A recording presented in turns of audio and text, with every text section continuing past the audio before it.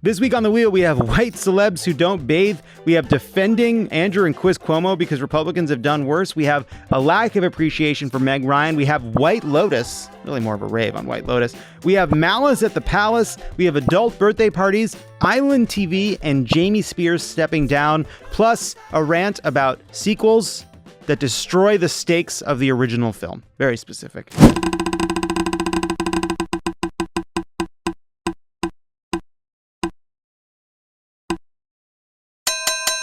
It has landed on defending Andrew and Chris Cuomo because Republicans have done worse, suggested by Josh Gondelman. Thank you. So Andrew Cuomo finally resigned as governor of New York, which is kind of surprising, both in the fact that he stepped down at all and the fact that it was a massive Cuomo failure that he didn't publish a book about how he overcame it while he was in the middle of failing at it.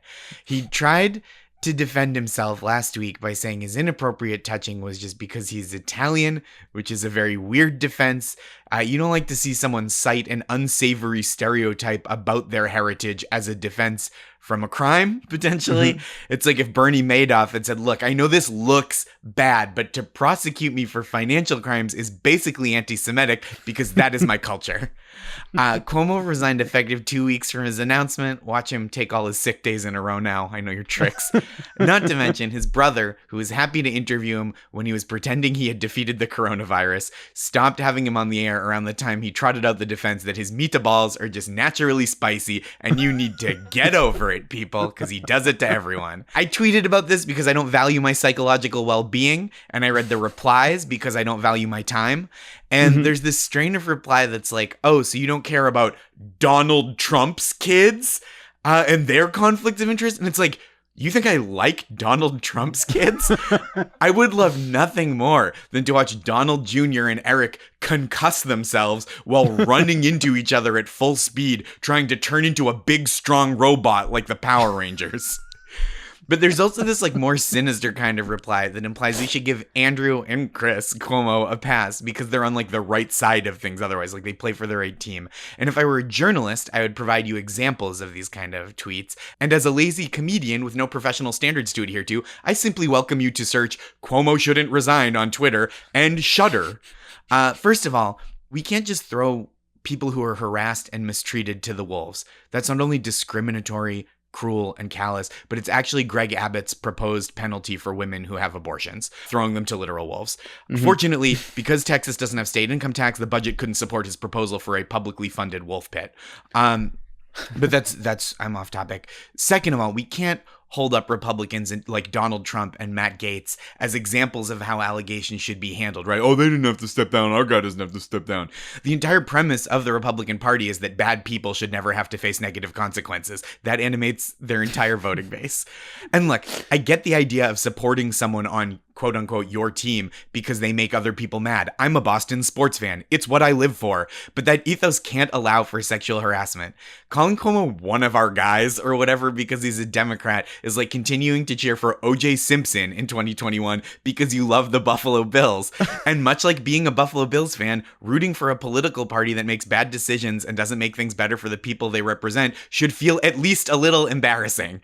Politicians need to be held accountable for their conduct as well as their actual policy positions, regardless of their party affiliation. And if you're that jealous of Republicans for getting to support gross people, I don't know, watch Annie Hall. At least you get to enjoy a terrific Diane Keaton performance. And if you really love Andrew Cuomo that much, I'm sure he's getting ready to write a new book about how to deal with professional criticism in a thoughtful and dignified manner, just like he didn't. Josh Gondelman. Incredible. A couple follow-up questions. One, what have you lived your whole life in the voice you do to represent?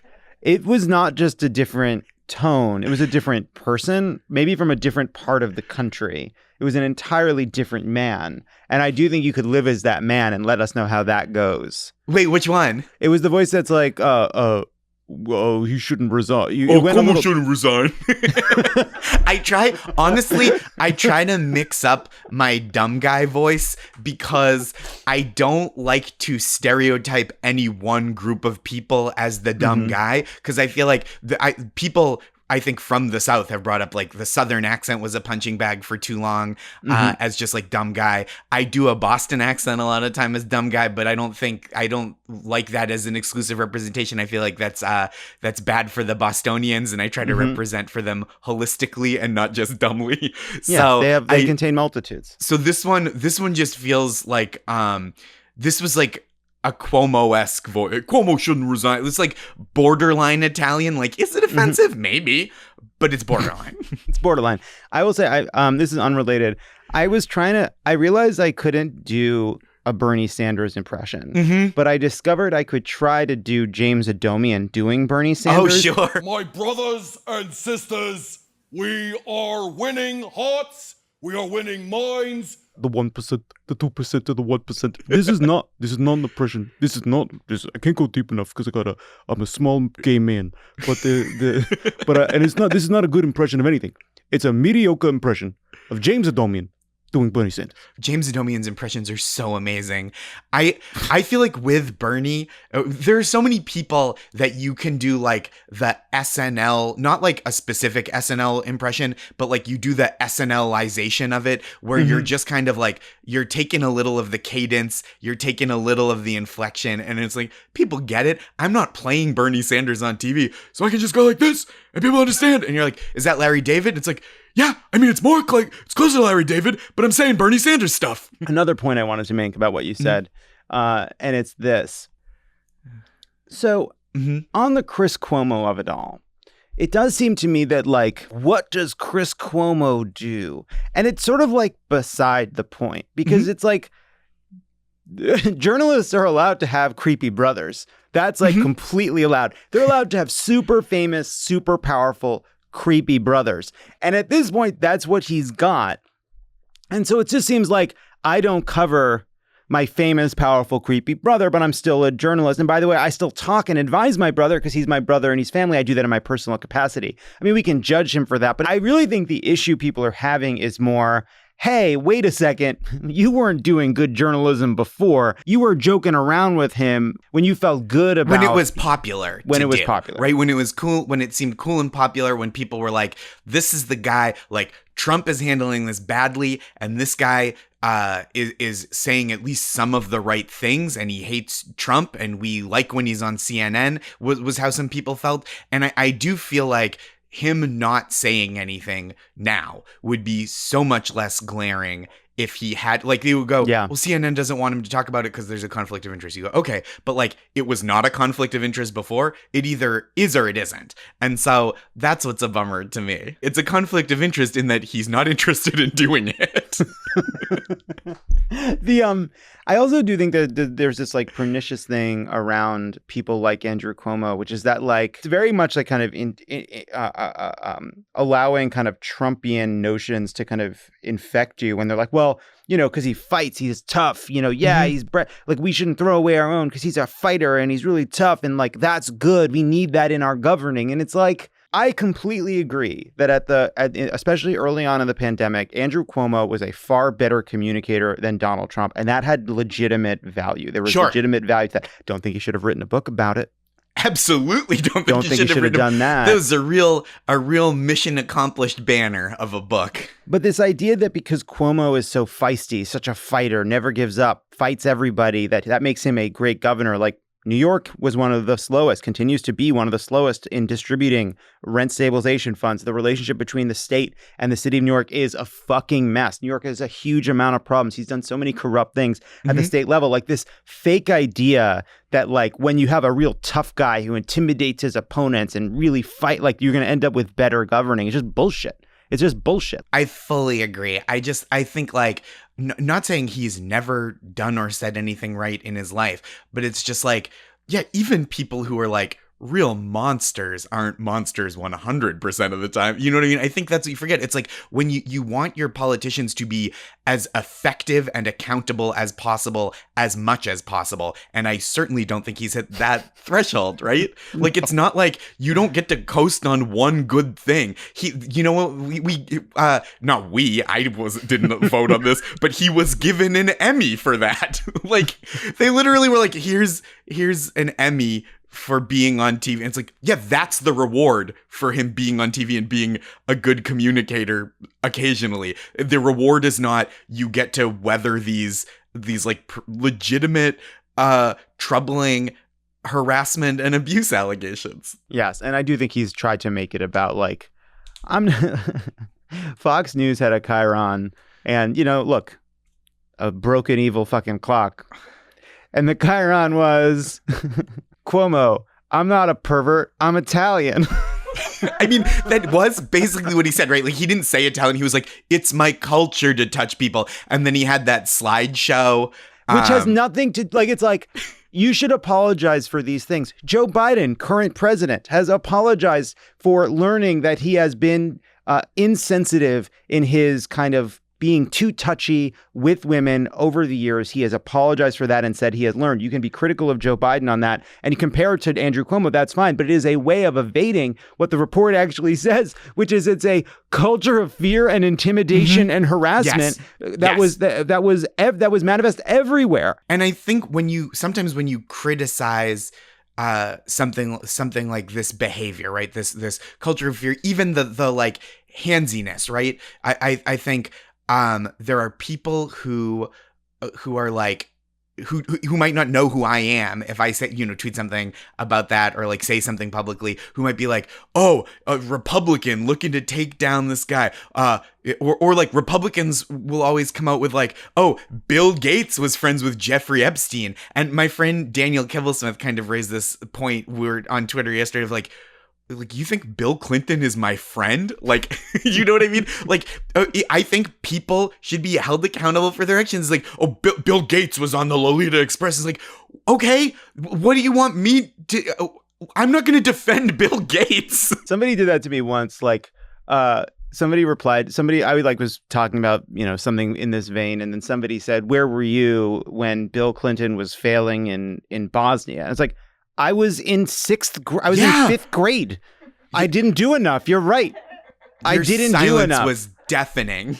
I should have done more. And I'm sorry. I was watching Simpsons reruns and not doing my homework. Yeah. I was finding out what schist is. Right. I was learning all the stuff I never think about. That's what I was doing back in 1999. I was getting to the bottom of the Krebs cycle. Right. I knew so much about photosynthesis. I feel like life is just cycles of learning stuff that in 10 years you never think about, right? Absolutely. Like how to fix a printer. Josh Gondelman, thank you so much. Thank you for having me, Jon. Great to see you.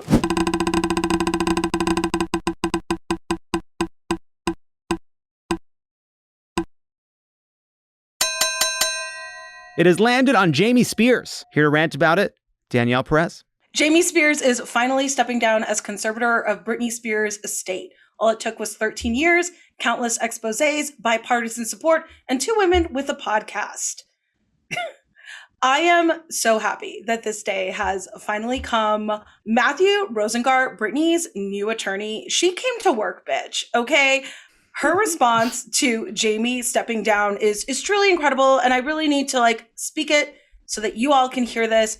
He said, "We look forward to continuing our vigorous investigation into the conduct of Mr. Spears and others over the past 13 years, while he reaped millions of dollars from his daughter's estate, and I look forward to taking Mr. Spears' sworn deposition in the near future." Babe, you're going to jail. Jamie, you are going to jail. Get ready to calculate all of Britney's IP because you are going to jail. Sang Ingham, Lou Taylor, Judge Penny. Honey, the Britney army is coming for you. We know you're not that innocent. We know you're not that innocent, and we are activated. This is only the beginning. Honey, free Britney. Now it's justice for Britney. Okay, today podcast 1, all right? And I feel like this was Mark Maron's dream when he started WTF. All right, let's not make him the all right.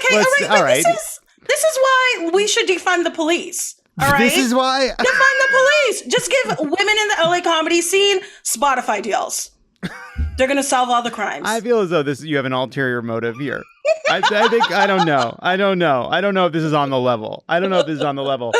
Ronan Farrow and Gia Tolentino wrote a great piece about this for The New Yorker. And it came out right when Ronan and I were in Provincetown over July 4th. And just so you know, publishing a piece about freeing Britney Spears right before you head to like the gay capital of the East Coast over His July gay 4th. Mecca, yeah. He was wandering through the streets like a Vita Perón. Like it was like people were like the sea was parting. Ronan was here. It's like you came to free Britney. They're like, what can we do? Can we write to Congress? He's like, actually, yes. You should always be writing to Congress.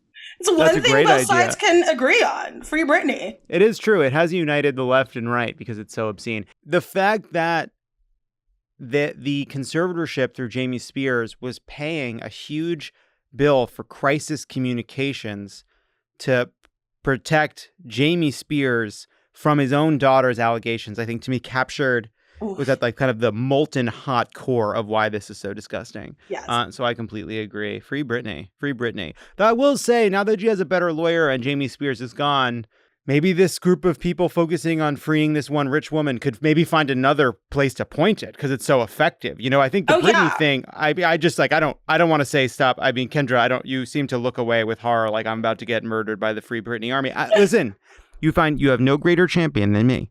All right. For your work. All right. Ronan did Good Morning America from Provincetown in the middle of our vacation at 7 a.m. I am part of this fight, and I have done the work. So you sacrificed for it. You did. And so I'm all on board. But let's now take this incredible energy, keep a little bit of it on Britney, making sure that's moving forward, and then point it at all the other people that are being abused by this ridiculous system and the other people being told that their disability means they have no agency in their lives, in many cases for reasons that I think are, at the very least, like the probate court system needs an overhaul, and the Free Britney movement is behind that. They are activated. Yeah. They're on the case. They're on the fucking case. Podcasts are on the case. Podcasts are on the case. Look out, evildoers, because people have microphones now, you know? We got microphones. We're solving cases. We have a love for our pop stars enough to start podcasts about their Instagrams that lead to investigative journalistic pieces. This is 2021. It's 2021. All right, Jamie, time's up. If we can say that anymore. We can even say that. I think this is like the one time where it works. Danielle Perez, thank you so much.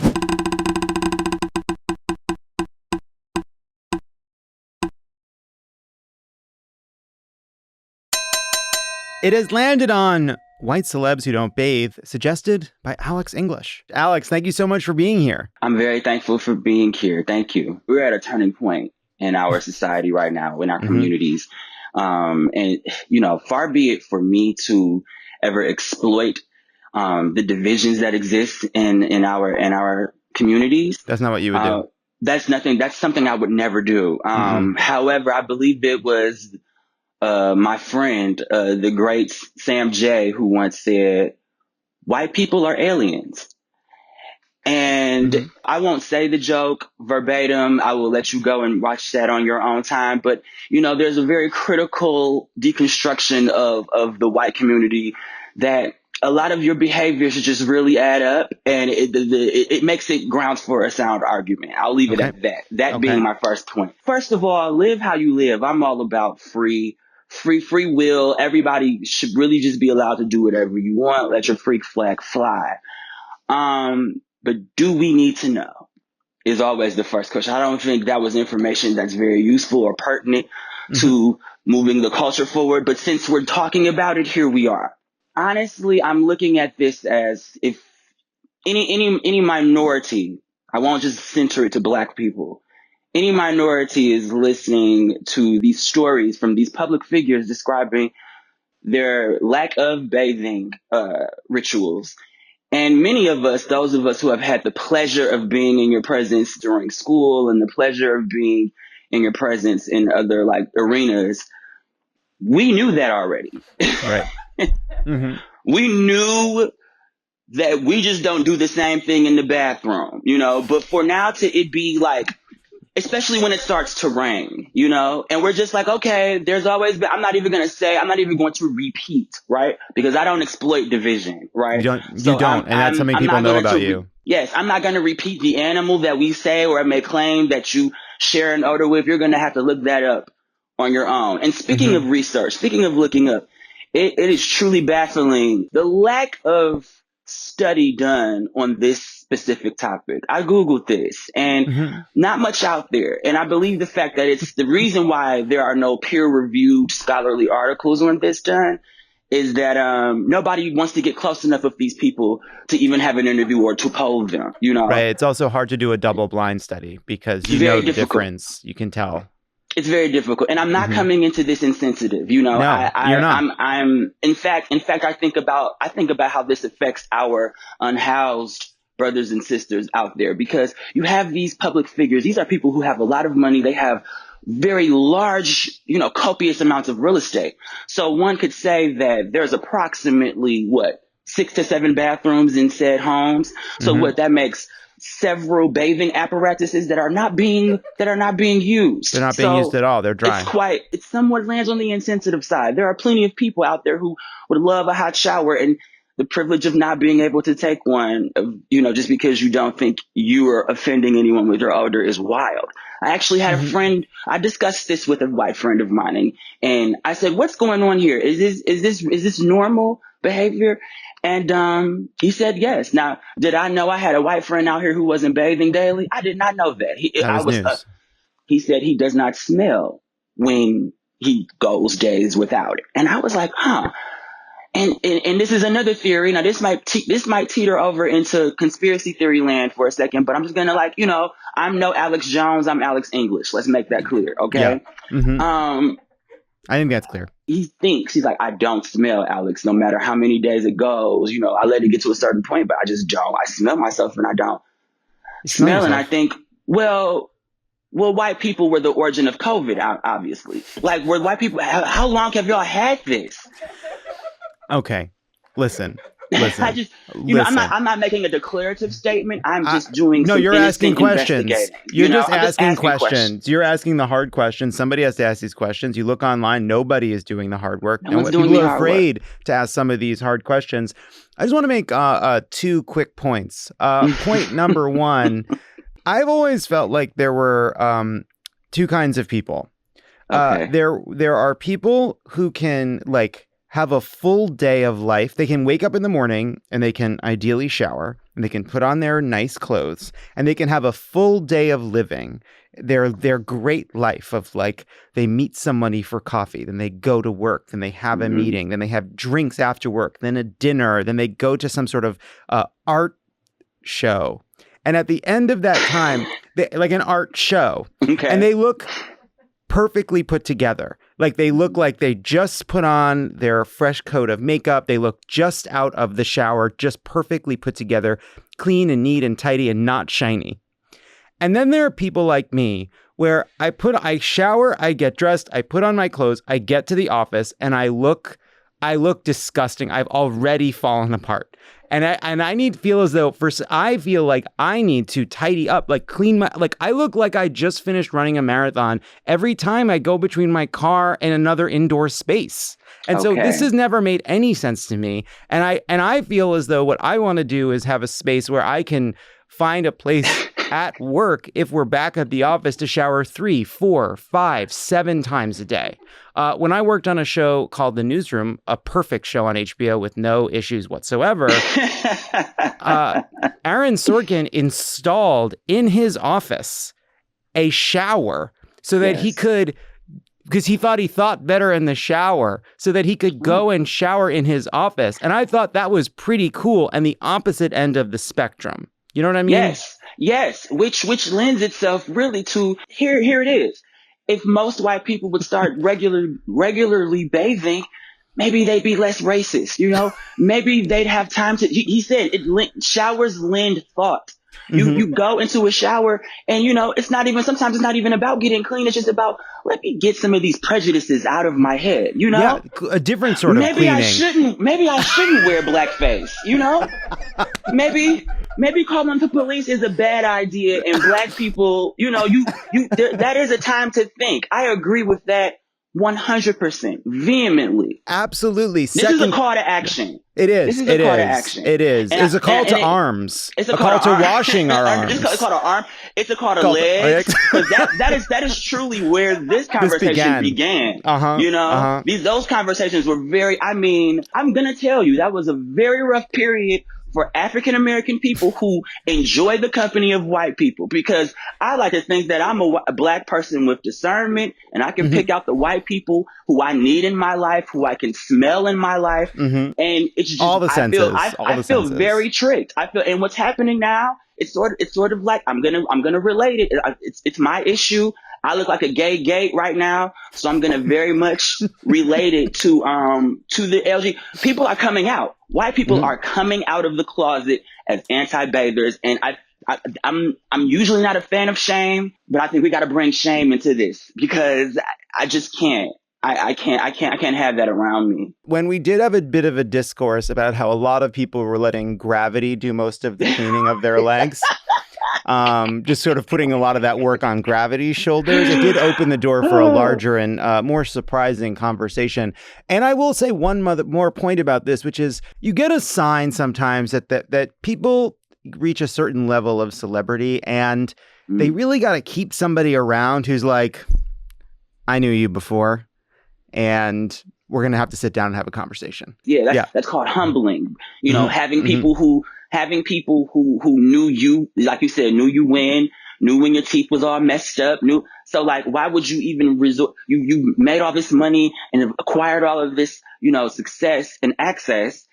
Keep it together. Keep it together. I hate to be this guy, but it's going to be to a point now where if you are one of my white companions, like people that listen, you're going to have two things: proof of vaccination and truth of latheration. Yeah. Yes, absolutely. I need to know. That's gonna have to be I can pictures, videos. I won't leak anything. This is not going to be revenge porn. Absolutely. Okay, but I just need to know that you're in there, getting up there. Now, a COVID passport, a Dove passport. Because here's what's going to happen. Okay, friend, here's what's going to happen. Someone's going to hear what I just said, the latheration part, and think that I just, think that that's a word. That's not a word. In fact, when I did write that down on this notebook in front of me, latheration is actually slang for two people who participate in oral sex. That's basically, it's slang for that. It's slang for that. People know that. It's slang for that. I will say, I won't mind that being proof. I won't mind that being served as proof. I'm willing to show me whatever it is that you would like to show me. I'm lending itself to open interpretation. Alex English, thank you so much. Thank you. That was great. Thank you.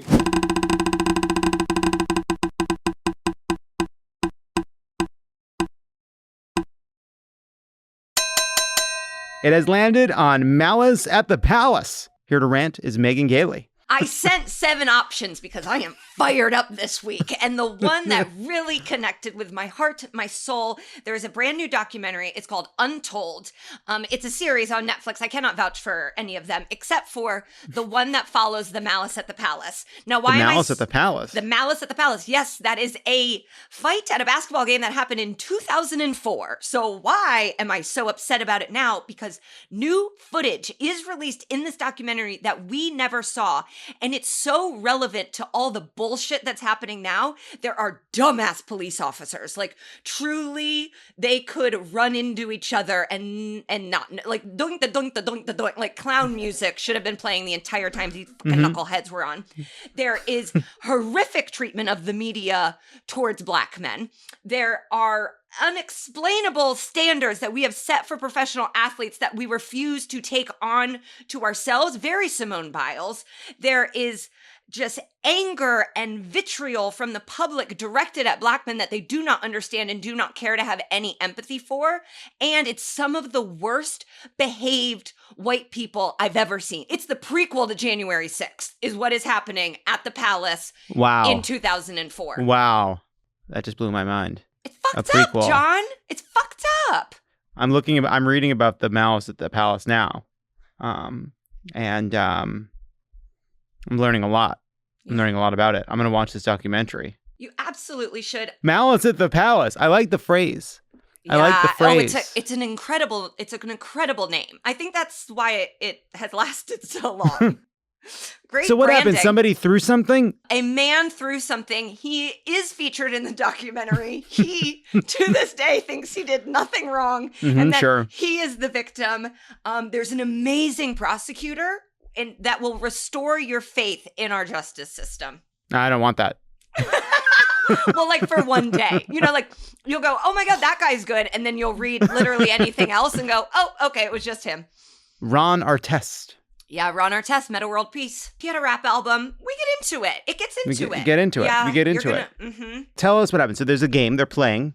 Yeah, it's a regular season game. It's like November. This shit it doesn't matter, but it mattered to them because they were rivals at the time. Who was rivals? The Pacers and the Detroit Pistons. And where are we right now? Where is this taking place? We're in Detroit. And the Pacers are from where? Indianapolis and Detroit, rivals, classic Midwestern rivalry where we have the Detroit Pistons versus the Indianapolis Pacers. Obviously the Indiana Pacers, and they're duking it out in the court. Yes, and so the game was actually kind of like a blowout. The Pacers were ahead by a lot, and then Ron Artest fouled. Like he did a hard foul on this guy named Ben Wallace, who, unbeknownst to him, his brother had just died. Mm-hmm. So Ben Wallace gets up, physically upset, and they start fighting. Ron Artest and Ben Wallace start fighting in the classic NBA way that is like, no one really wants to fight, but I want you to know that like what you did sucked. So is there pushing? Is this pushing? We're talking about pushing. We're talking about pushing. Okay. So we're pushing. We're angry. We're pushing. Mm-hmm. No one's throwing hard punches. No. Because you can't do that. They want to, but they're actually like friends. But they don't want to do that. Because you can't look like you're walking away from the mistreatment, but you don't want to get into a true row, real Donnybrook. Not really. And so at that time, Ron Artest was in anger management. And you see him remove himself from the situation. He goes to lay on the scorer's table, and you can physically feel him counting to 5. And at about 4.5, a slow motion full beer comes in from the stands and nails him. And where did he get hit? All over. Uh-huh. I mean, he got hit, and then it's immediate. He is up, he is in the stands, and he punches the wrong white man. Oh, I see. So there is, I see. So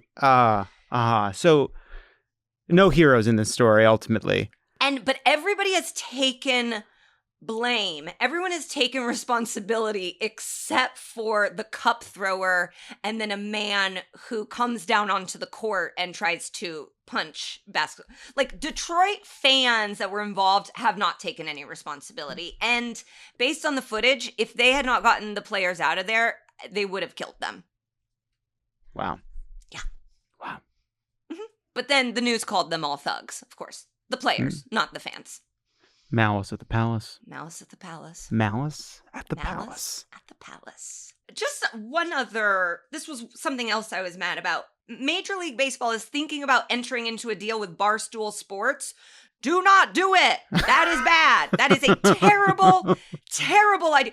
Baseball needs to go, hey, actually, maybe less racism, not more racism. Go in the direction of Fernando Tatis Jr. Get away from Dave Portnoy. Do not look at him. Do not look at his bank account. Do not even look at a stool you would sit on. Look at Fernando Tatis Jr. and him stirring and him eating the cereal and follow that direction. Away from the white light towards the Away. bright light. Toward the Yes. bright light. Yes. Cereal. Toward the cereal. So that was 2 rants for the price of 1. And to steal at twice the price. Thank you. Megan Gailey, everybody. Thank you so much. That was so fun. Thank you for being here. Yeah.